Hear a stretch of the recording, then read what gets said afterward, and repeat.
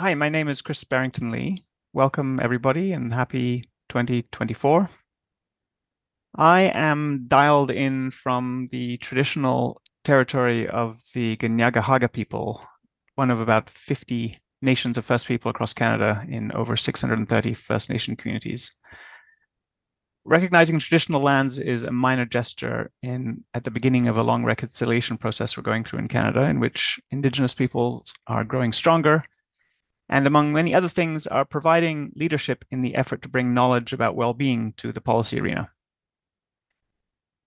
This is our second seminar in a new series intended to provide an online meeting place for the North American and global well-being research community. The series is interdisciplinary, and it's a collaboration between McGill and the University of Toronto.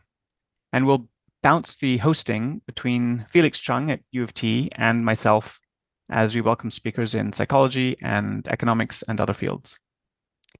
We've managed to pull this off thanks to the initiative and support of Sofia, Panasiuk, and Anthony McCanny, who are students of Felix's and here today.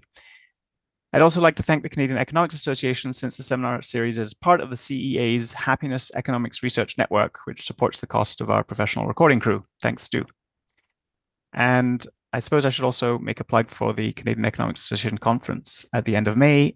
For the rest of this month, you can still submit research abstracts related to happiness there, and you'll have the chance to mention our network as the appropriate target for your work.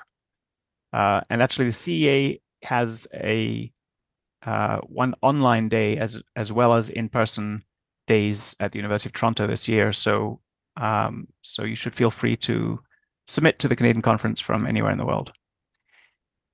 We are starting off this series with a sequence of towering figures from the happiness research community. And I'm thrilled and honored to introduce Carol Graham as our speaker today. Carol is a senior leader and contributor and pioneer in our field. She was born in Lima, Peru, trained at Princeton, Johns Hopkins, and Oxford, and is an authority on Latin American development, on poverty, on subjective well-being, among other things. She's a senior fellow in economic studies at the Brookings Institution, as well as a College Park professor at the University of Maryland.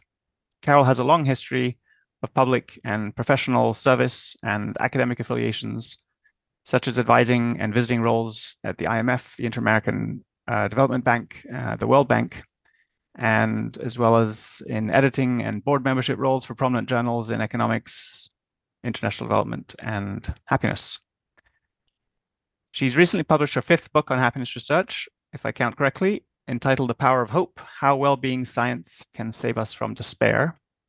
And rather than tell us about that book, which you've hopefully read, she will share new follow-up research on the twin crises of despair and misinformation.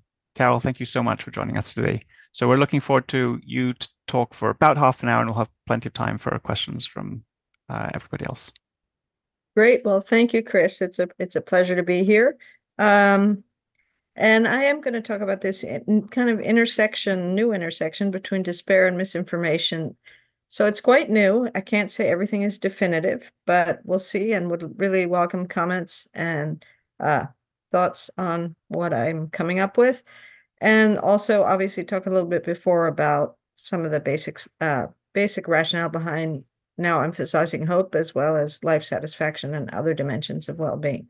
So if you all will excuse me 1 second, I have to share screen. So I got into this, as Chris mentioned, ages ago. I'm one of the old dinosaurs in the field, I guess. But when we started, it was really a bunch of so-called crazy economists talking to psychologists. Perish the thought. And people thought we were really nuts at the time. This was about early 2000s. I was very lucky to be sort of young and upcoming, and there were all kinds of giants like Danny Kahneman, Richard Easterlin, Andy Oswald, all involved, or a very small group, but George Akerlof, a very small, but I would say brilliant group of people that allowed me in somehow. And while people first were very skeptical, a couple things helped. One, Danny getting the Nobel Prize in Economics as a psychologist. One, just more and more young people realizing that there was a room for research and methods based on non-income-based measures to understand human well-being. And then there were just different things that happened also, even in the world economy, like the 2009 financial crisis, when sort of standard economic models no longer seem to have worked. And so in any event, we now have a very robust science, I would say. We have not just economists and psychologists, but also some people from the biological sciences involved. And another kind of boost to the approach, or maybe a reflection of its potential, is the fact that governments in many wealthy countries around the world, led by the UK, but now being followed by others, New Zealand, I know Canada is going a bit in this direction, and thanks to Chris and people like him in Canada, sort of including the metrics in their official statistics and budgetary and other decisions in policy, again, not to replace GDP, but as a complement, and measures that provide very different kinds of information. And I'm going to mention again the official statistics part being really important, because the US is very much a laggard on this. But once you get new measures into official statistics, people start to pay attention to them. They start to understand what they mean. And that makes a big difference to the traction that you get with an approach. For example, most people know that a 1% increase in unemployment is a bad thing, and a kind of 0.1% increase is not much to worry about. Most people, average people on the street, also have no idea what the ratio is calculated on, what they just kind of are used to, or the same goes with the stock market. Nobody really knows what a 100-point increase or decrease actually means, except that that's a big movement. So in the same way, people in the beginning often don't understand that, like, a 1-point movement in on a life satisfaction scale, which is usually 11 points, is a large movement, particularly if you have a national average movement of 1 point, and that a 1-point drop is also a large movement that one should worry about. Anyway, so the official statistics part is more than just bureaucracy. It's really about the first step towards public understanding of the approach and the measures.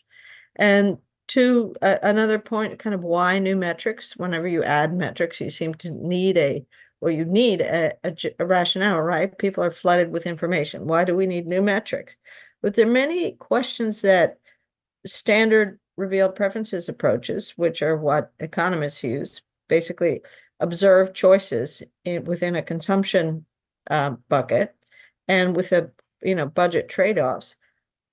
There are many times when that approach just doesn't answer questions well, such as situations where individuals don't have the agency to make choices, and also behaviors that are driven by norms, such as discrimination, or by addiction and self-control problems, rather than rational choices. So that's where we start to have or can justify using a new approach. So we basically, it's quite simple, the measurement, and it's also quick and doesn't cost a lot to add to national statistics or other surveys.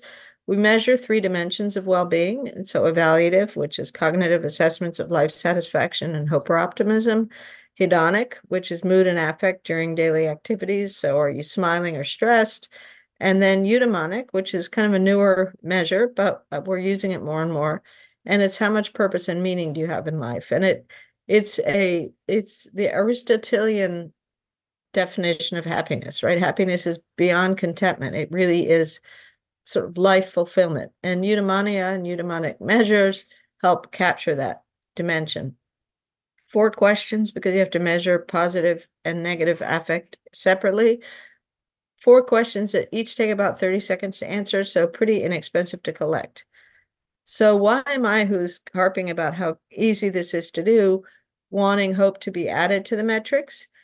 Over the past 10 years, I've been working a lot on despair, and despair is a condition where people don't care whether they live or die. And one reason they don't care is that they have lost the narrative of their lives. They don't have a future. They don't feel they have the agency to make their lives better, and they often don't. When we've started to measure hope and use it in some research studies, we find that hope, more than life satisfaction, has strong links to future-oriented behavior.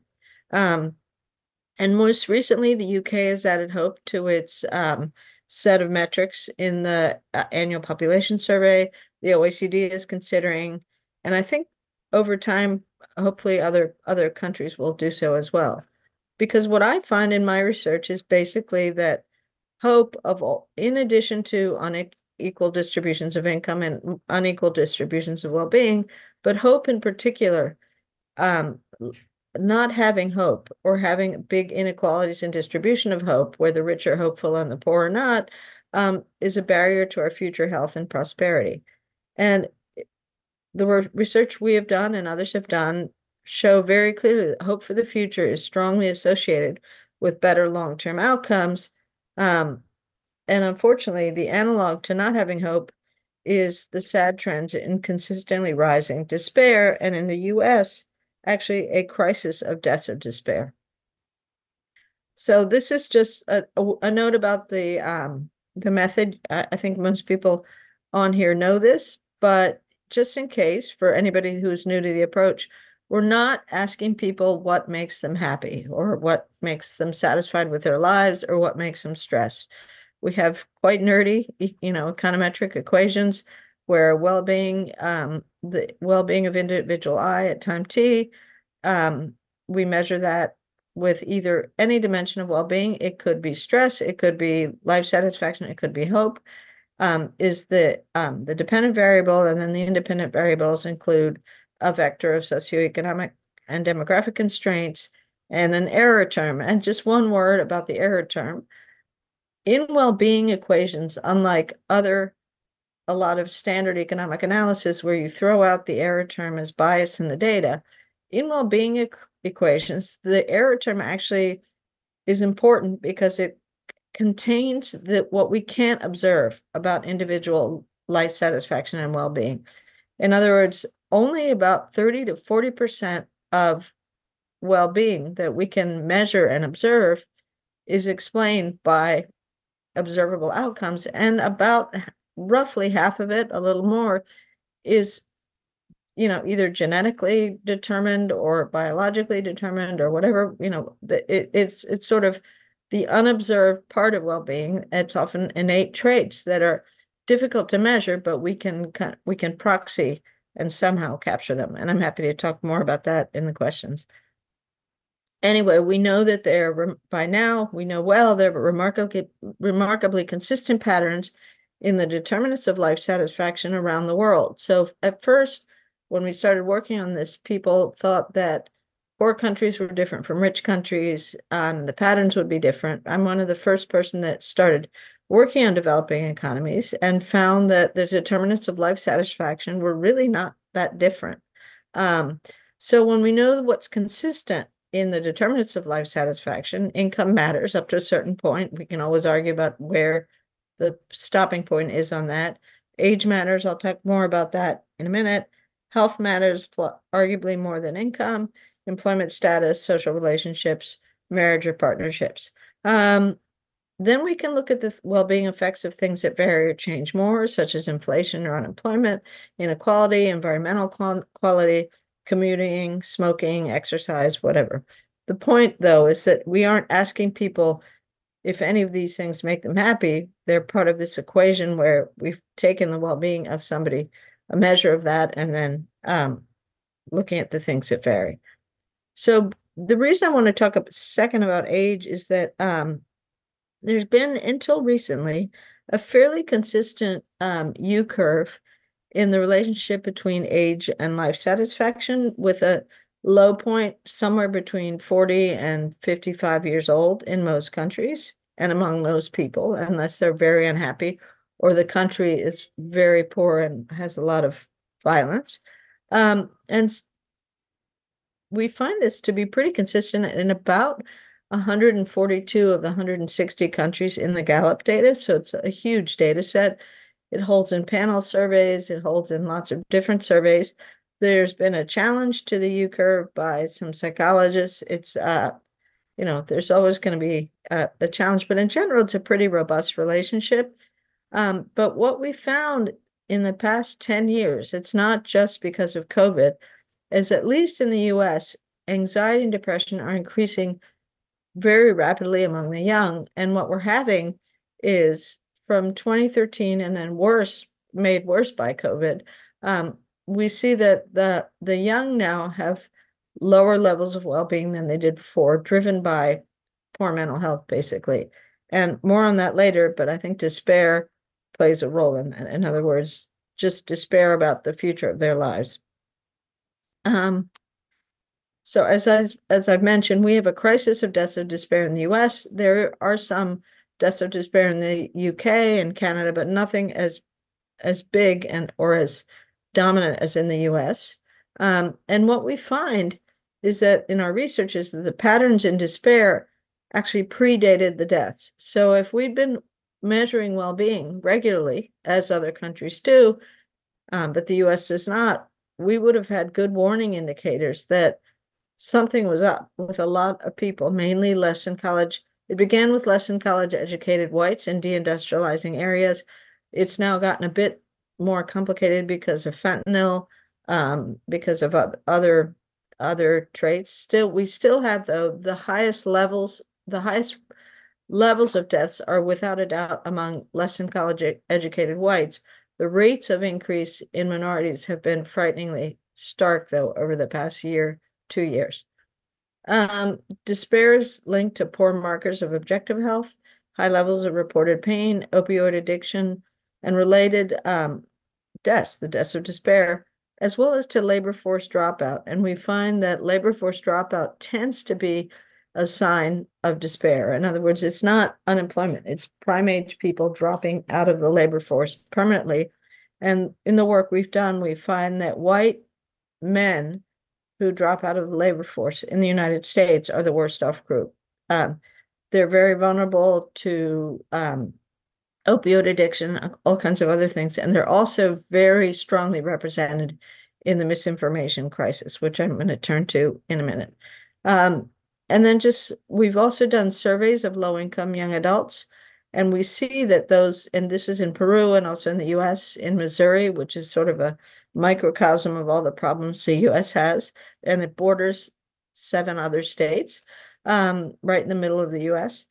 In any event, adolescents, roughly age 17, 18, we interviewed them, and then at least in Peru, we were able to follow up 3 years later, and we find that those with higher levels of hope are more likely to aspire to and achieve higher education and to avoid risky behaviors that jeopardize their health. And what we found as we looked across whites and minorities is that it was the poor low-income whites that had sort of the least hope. They also had very low trust in others. They also had very low education aspirations compared to minorities. So minorities, even though materially more disadvantaged, are more likely to aspire to higher education. And among the white respondents, most of their parents did not support them getting higher education. And I think this is in part driven by misinformation and the idea that college is some, coastal elite plot versus if you think about the labor markets of tomorrow, you may not go to college, but you need to acquire something besides a public high school education in the US to be able to navigate the labor markets of the future.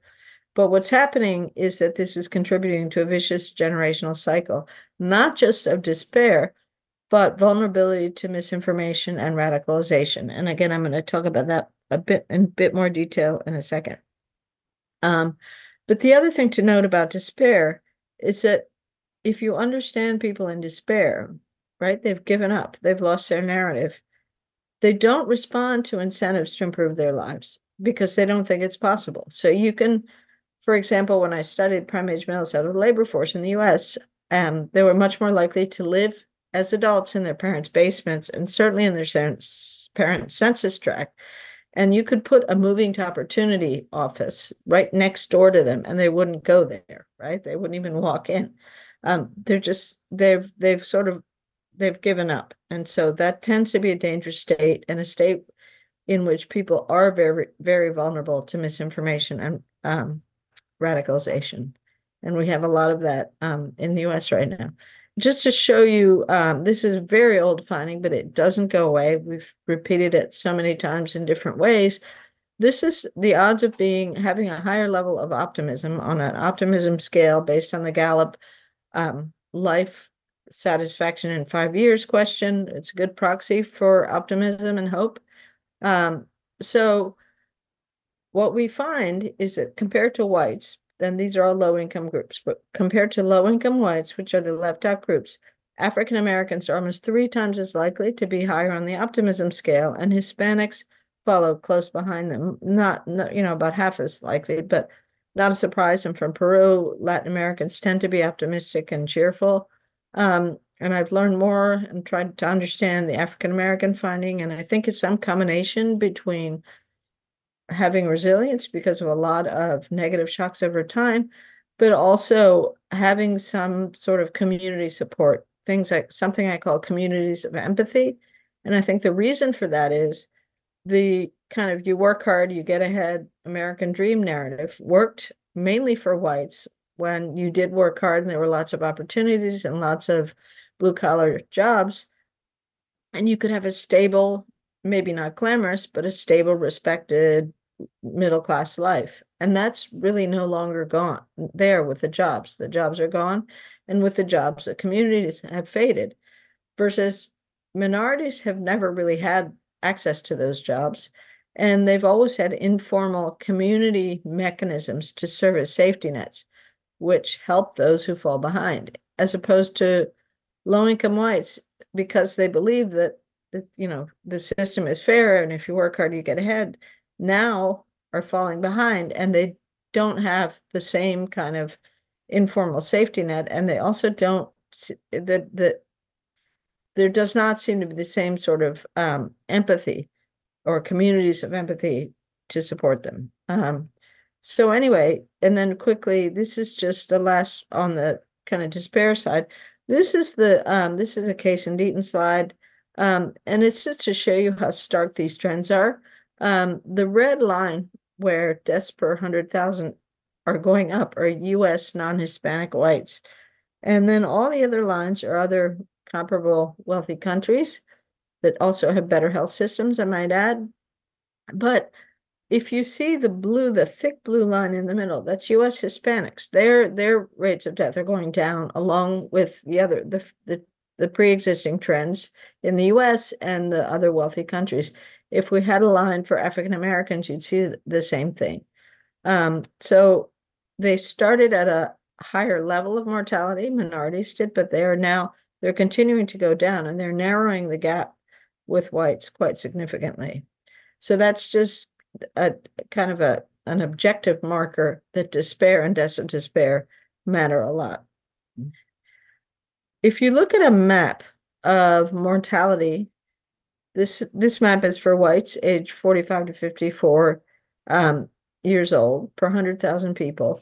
The dark red and then dark red part of the map of the US are where mortality rates are highest. And if you were to overlay maps of lack of hope, maps of we've done it all, reported pain, reliance on disability, opioid addiction, civic and cognitive skill deserts, voting trends, and misinformation, which I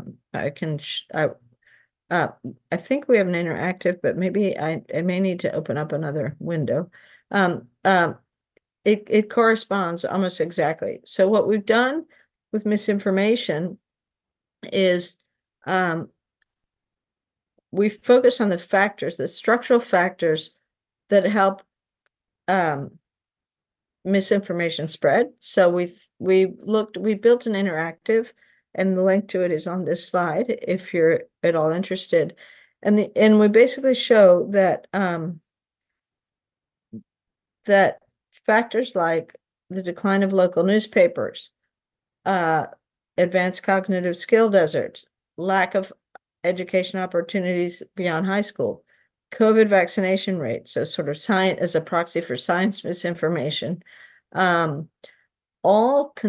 sort of conspire in the same places And so we have done our interactive, you can look at a state and then you can look at county level data and see how places score on these on all these trends.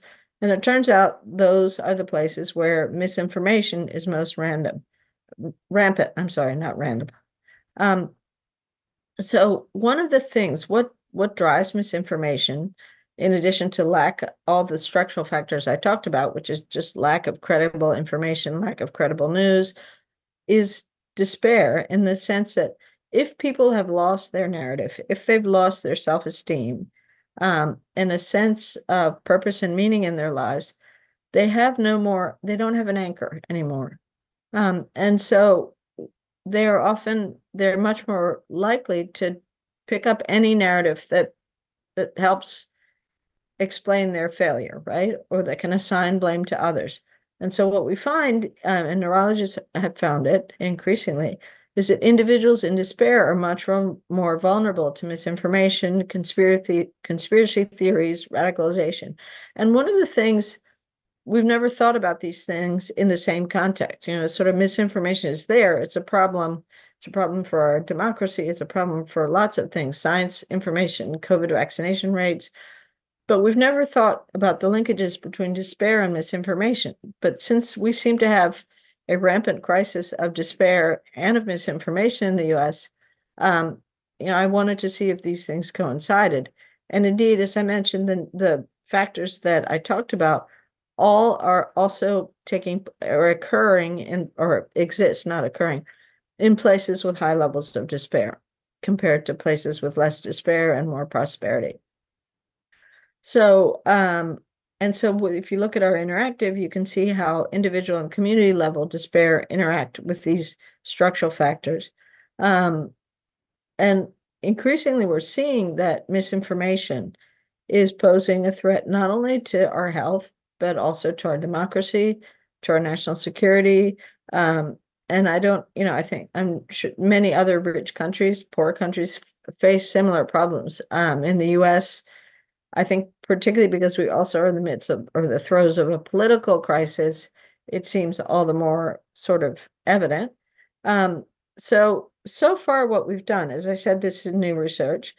We have we basically have a data tool, right?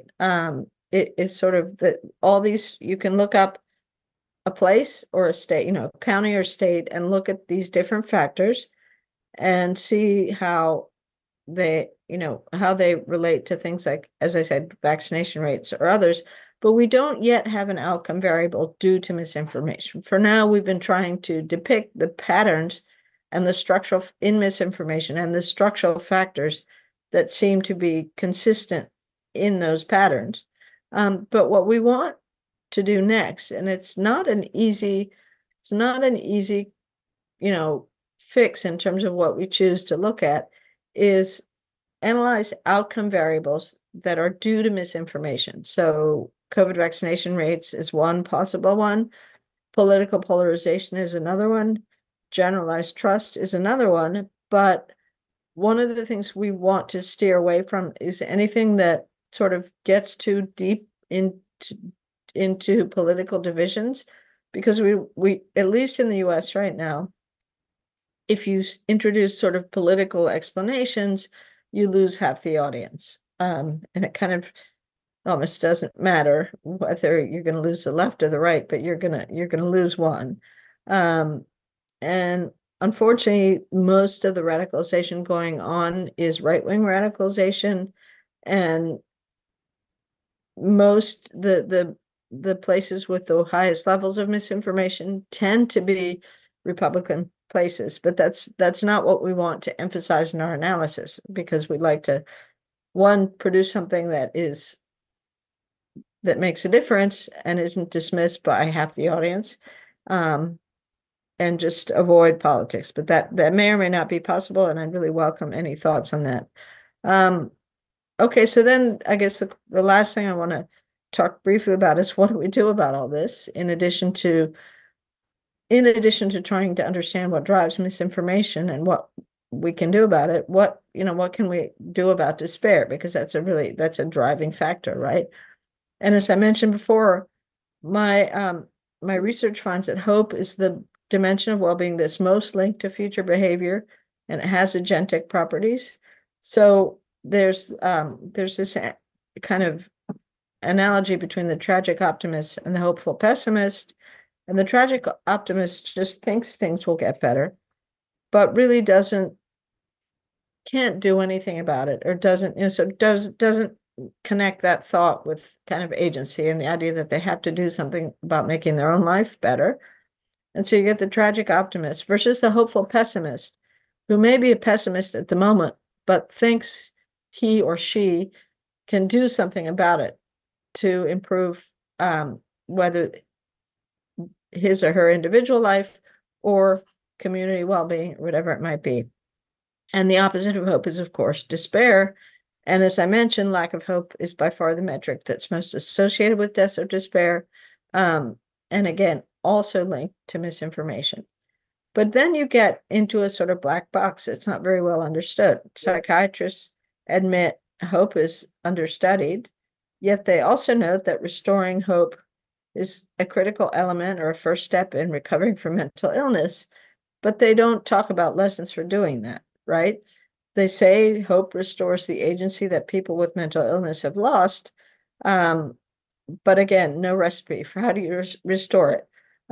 We also find that lack of hope is linked to a range of later life mental health issues and lower life expectancy, among other things. So poking into hope a little more deeply, which is, again, it's all still fairly new.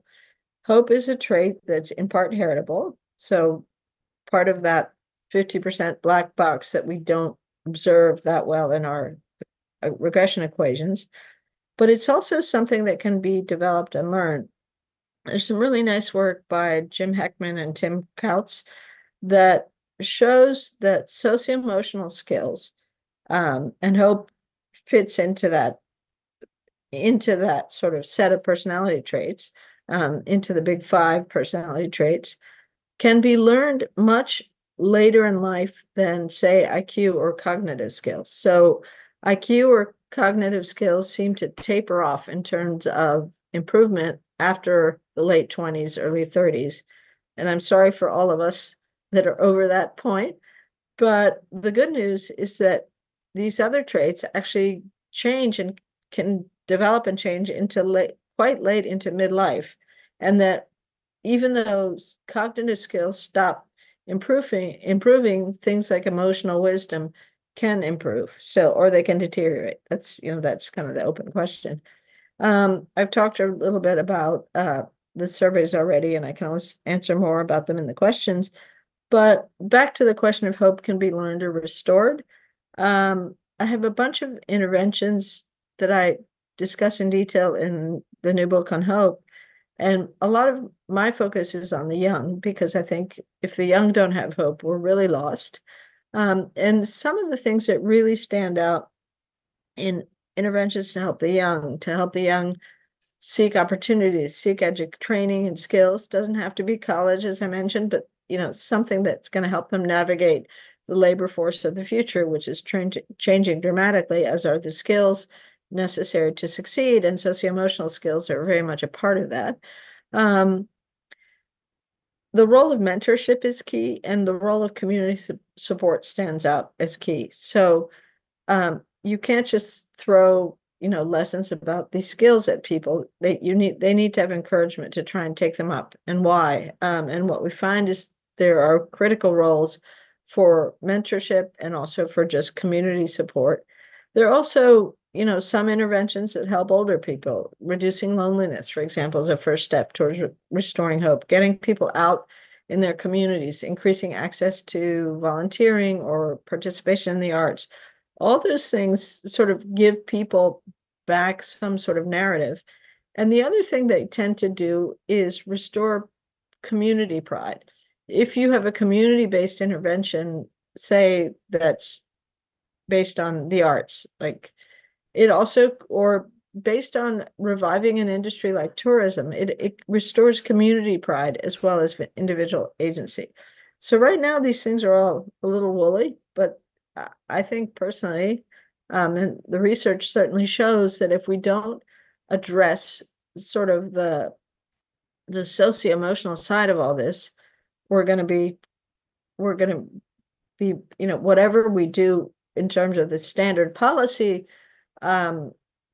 changes or improvements or whatever, we're still going to get mired in in people in despair, not taking up incentives. And I don't think we'll solve the problem. So one of the things I think that, in addition to understanding hope and despair and the drivers of adaptation and resilience, is figuring out a big question, which is the direction of causality, right? So you can't just fix structural constraints if people don't have hope and don't respond to incentives. But can you instill hope where the structural constraints are so big that there's no way to get ahead? And that's a big question. And I think in some places we can address hope, both. I think in other places we can't. And so that's not a very optimistic way to end, but I do welcome your thoughts, both on any questions you have, but also on what would be potentially good outcome variables to look at when we dig deeper into misinformation. And then also, this big question at the end of can you instill hope if if the structural constraints are still there, but do you get any response to reducing structural constraints if people don't have hope? So over to you all.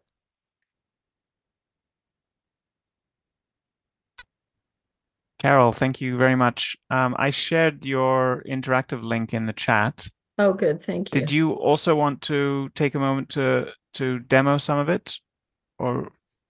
Sure. Well, I don't know how much time we have because people can sort of look themselves. Yeah.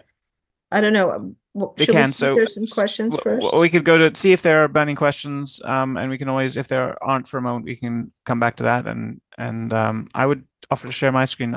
But Zoom is actually telling me I have internet problems, so I might ask a colleague to share a copy of that link, unless you want to.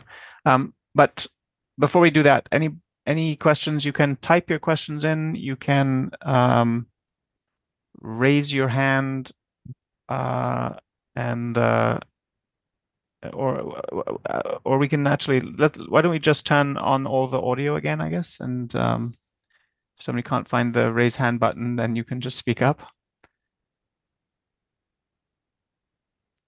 Everyone should be able to unmute themselves now if you have a question. After unmuting yourself, yes.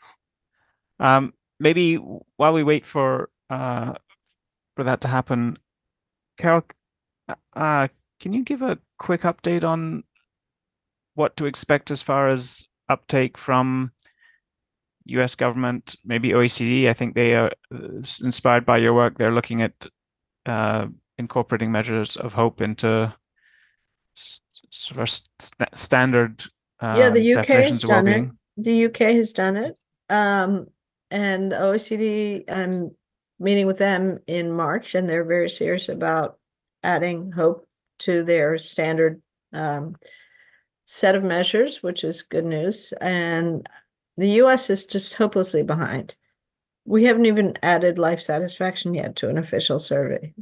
When COVID came around, I got millions of requests, not millions, but requests from many of the official surveys when they were adding new modules on well-being because of COVID and the fear of mental health problems. And this was like the FedShed, the Census Pulse, all the big surveys. And when I commented in all cases, I said, you have to add a measure of positive well-being and not just depression and anxiety, because if you're concerned about, obviously, if people have already low levels of well-being and they report increases in depression and anxiety, that's cause for concern. If people have relatively high levels of well-being and report increased anxiety during a pandemic, well, maybe they're just wise, right? But we have no way of figuring that out. And so all of the data on trends during COVID in the US, at least in official surveys, just missed the boat on fully understanding what is going on. And they also missed the boat because there's not very much over time data on understanding that a lot of the increase in depression and anxiety among the young started as early as 2013, not in 2020. So we're trying, but not getting that far. I see Laura Kobzanski has a question, and maybe she can be more optimistic about this than I am, but we'll see. Hi, thanks. Sorry, I'm not allowed to start my video, so I'm not trying to be sneaky behind the scene. Thank you, Carol. That was an amazing talk. I have like a million questions, but I don't want to like take up all the time, so I'll just try to put a few of them out there quickly. You asked about things that would be linked to misinformation, and I was thinking beyond the COVID vaccine rate. I mean, child vaccination rates have gone way down as part of the misinformation set of issues, and particularly related to COVID. So that seems like it would be a really interesting metric to look at. You could probably get statewide numbers, administrative data on that, actually. Adult vaccination rates are down too. I mean, nobody got their COVID booster, but a lot of people didn't get their flu shots either. So the whole, lots of vaccine related and more generally sort of protective behaviors on, infectious disease and so forth, like all of those could be linked with misinformation. So those might be some interesting kind of health outcomes that you could look at. You could also look at screening exams. Those are other things that people are more or less likely to uptake depending on the kind of information they're getting. So I have a bunch of thoughts about that. I'm happy to talk about it at some point. Yeah, I'd love to do that. Maybe I can ask you a bit more offline, but just quickly, we also thought about the child vaccination rates because COVID vax rates are sort of particularly politically driven, right? And we're trying to sort of focus on misinformation and not just politically driven misinformation, if that is a thing. I don't even know if that's real. I mean, I think a lot of people have told me you just can't ignore politics in this. But the problem is you need to go by state, and every state website seems to be different. It just seems like it seems to be a pretty daunting data task, but maybe I'm wrong. Well, I don't know how to do it, but I'm very sure there are ways to do it because, there are lots of people who are looking at the vaccination rate. I mean, CDC must be tracking this, right? And they have reports on the news all the time about how child vaccination rates are down and parents are turning them down. They've got percentages. They're all supposed to get vaccinated for schools. So I would guess that data are available, but might need to talk to someone who's sort of in that field to kind of get that. Yeah, well, I'll follow up with you. I mean, It's amazing now that measles is a threat in this country. It just seems exactly. MMR vaccines, well, they can't seem to get past that whole misinformation thing about how, they cause autism and so forth, even though the IOM has debunked that like 500 times. So that was one comment. Another thought I had in terms of your last slide, you had this question on, causality, which I think is critical in terms of thinking about that. And I was thinking about if there are ways to find natural experiments that you could do to kind of look at sort of, whether different changes that have come into place will change people's levels of hope, and particularly looking at kids, right? And that raises the question of, can you get kids who are hopeful even if their parents aren't, right? I mean, and that's sort of the key question, right? How do you break the intergenerational sort of transmission there? And I don't have an answer to that, but I was just thinking natural experiments might be interesting because if you got something that like came into play right after the kids are born, but the parents are still in their cycle of despair, but if things are really different for the kids, it would be an interesting way to think about, at least getting some initial data on, what's possible. So that was one thought. And then that's a good thought. I mean, because one of the real worries I have about the surveys that it did with adolescents was that these, it was the low-income whites whose parents were clearly in despair and kind of were actively not encouraging their kids to try and get educated and do better in the future. It was really depressing. And when you think about the sort of radicalization and misinformation and other channels surrounding all that, I think it's dangerous as well as depressing. Yeah, no, I would agree, but I think there's probably some creative ways to look at, maybe even some instrumental variable analysis. I don't know, some creative ways to try to look at this question of are there examples of breaking that transmission and then, sort of building off of some of those? You're gonna have to think about it a little bit more carefully, but that was the thought I had when you were thinking about that. And I'll leave it there just because I don't want to take the whole time. Thank you, Laura. Thanks. Sophia, do you want to repeat your question out loud? Yeah, sure, that'd be great. Thank you so much, Carol. My question was, what do you see as the best entry point into solving the crisis of despair and meaninglessness? Because I find that in Western psychology, especially, meaning tends to be atomized and individualized. And I wonder whether, because this is the case, it makes it that much harder to bring in policy making on a population level to solve these problems. So I'm curious, where you see the best entry point to be, given that these issues tend to be quite atomized. Yeah, it's a good question. It's a hard question. I think I've focused a bit more on youth, because I think, one, they're still getting educated. They're still, they may certainly, and what Laura suggests is particularly interesting along those lines, that they may, some of their, particularly if they have parents in despair, some of that is probably no doubt transmitted in their daily life, in their households. Can you break that cycle? I think here is where there is a role for mentorship and community participation that makes a difference. That, because you're always going to be part of your family, but if you're involved and exposed to other thoughts and other, aspirations and community participation, you at least, have another view. And I think generally the younger people are, the more open they are to change. That may be a flawed concept, but it's also particularly important for youth not to start, I think, their adult employment part of their lives with no hope and no meaning and purpose, and just sort of, just kind of chugging along, doing whatever's there, which increasingly is being, unfortunately, if it's low skilled, it's going to be increasingly replaced by AI, right? So that's sort of another looming thing on the agenda. The meaning question, sort of what is meaning, and what do you, I don't think you can impose a conception of meaning, a sort of a collective conception of meaning on people. And I do think there are cultural differences in what's meaningful. And I think we should celebrate those and understand them. And that, the US in particular is very much driven by financial incentives and income-based metrics and wealth as sort of a measure of success. I think it's failing terribly. That narrative is failing terribly right now, right?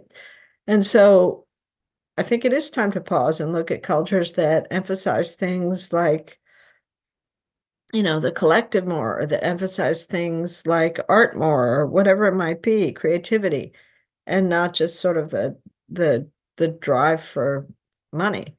I'm just, to give an example here, and they're both great kids because they're my sons, but when my daughter, my oldest son is a local journalist focused on murders and all kinds of horrible things in Baltimore, but he's passionate about changing it. He gets paid peanuts, like nothing. And then my daughter's in med school and is in a similar, kind of period of trying to get through, pretty challenging education with, with hugely expensive, taking out massive loans. That's kind of how our system works. And then her twin brother, who's charming, intelligent, whatever, but he's in finance, and he makes twice what the other two even can think of making already. And he's, the twins are younger and have only just entered the labor force. And it's just, it's what our system rewards, right? Even with medicine, everybody now specializes in the US because the only way you can pay back your loans is in the specialty medicine, which is much more lucrative than, say, being a general practitioner or a public health physician or anything like that. And so I think there you start to think, how do you change that? That's huge, right? That's a giant thing. But I do think their openness to understanding what drives some other cultures, I think is part of the equation. I don't, I can't fully answer your question. I'm not sure anyone can, but maybe you can answer it better than me. Thank you, Carol. No, that was great.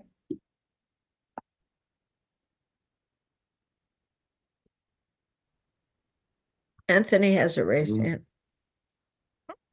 Great. Yeah. Thanks, Carol. I was struck early in the talk how you mentioned that the deaths that were happening in the southern states were preceded by this rise in despair.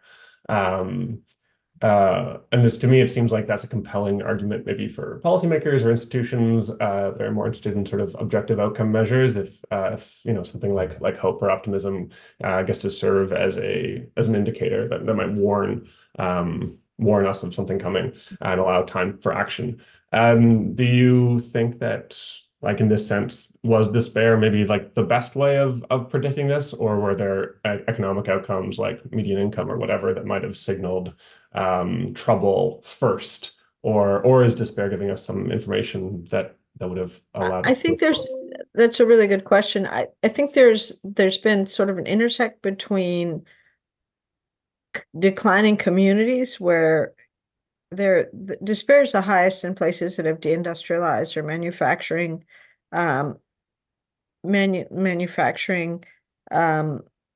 firms fail, and then they tend to be a lot of kind of one-horse towns. So when the firm closes, all of the supporting industries or small businesses or restaurants, mom and pop shops, they also end up closing. And you get sort of community-wide despair. I have a colleague in Pennsylvania, Pittsburgh, but he works in a lot of the surrounding communities. And he talks about, he's a psychiatrist, and he talks about entire communities that are in despair, right? So so I think and the deaths follow, right? They tend to have high overdose rates, suicide rates, you name it. So I think they're both, but my point on why track and use well-being metrics is they're simple to collect. They are validated. They don't cost much money for public agencies. And we have, as I mentioned in the beginning, we have a pretty robust science of using them and incorporating them into analysis. And so there's certainly a good warning indicator. And it may be that, once the crisis of despair has started and people are already committing suicide and overdosing, it's really hard to reverse it. But if you see, you might notice a community where a firm pulls out, and maybe a good idea to also look at their well-being metrics. Have they changed, right? Did the firm closure result in an increase in despair or a drop in hope a year later? And then it's something to worry about, right? So again, it's not saying that measuring well-being will solve all the problems, but it's going to make you a lot better informed to deal with them. Yeah, I like that. Thinking of it as like a modifier of maybe other crises Right. to check what And that an is. easy way to check. Yeah, I really like that. Thanks for making that case. Thank you. Well, we should wrap it up here for people who have to move on. Carol, thank you so much. I think this is a topic we will all be talking about for the coming decades, unfortunately, and I'm sure you are inspiring many younger researchers to take up the lines of inquiry that you've opened. So thanks very much for sharing that with us today. And Thank you, let me Chris. just mention we have a virtual round of applause. We do that nowadays on Zoom. I just want to mention, well, actually, Felix, would you like to say anything about our next month's speaker? So on February the 5th, we have our next seminar. And is Felix still with us? Yeah. And before I hand it over to Felix, maybe to close us off, I just want to mention to everybody that this is recorded and will be published. If you don't want to be shown in some way, and you might have been, then please let me know. Felix?